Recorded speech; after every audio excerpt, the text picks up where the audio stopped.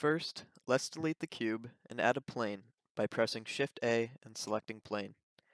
Then, scale the plane up by pressing S on your keyboard, then drag your mouse outward, and left-click when you get your desired size. Now, let's open the shader editor by left-clicking and holding at the top right of the main panel and dragging your mouse to the left to split the screen. Then, click the editor type at the top left of your right panel and select Shader Editor. You can also click on the Shading tab at the top of the screen as it serves the same purpose. Make sure you have the Node Wrangler add-on active by clicking Edit, Preferences, Add-ons, then search Node Wrangler in the text box and make sure that the box is checked. Next, go to polyhaven.com. Select Browse Textures, find the texture that you want, and click on it. Then make sure the image is 4K or 8K for the best results, but for low-end computers, 1K or 2K will work fine. Then click the Download button. Once it's installed, click Show in Folder. Once you see your zip file in your folder, right-click the file, click Extract Files, choose where you want your files extracted to, and click OK. Back in Blender, go to your Material Properties on your right panel and click New.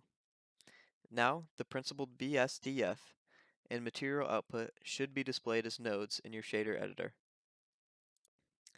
Left-click the principled BSDF node and make sure that it is selected.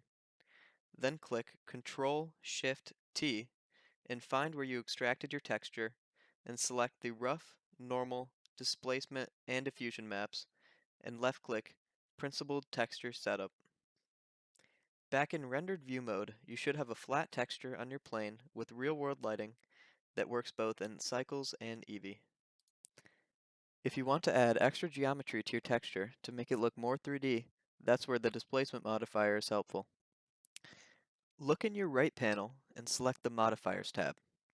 Under Add Modifier, select Displace under the Deform category. Click New and change the texture coordinates from local to UV to release the plane from its original geometry. Then click the button with the sliders and click Open.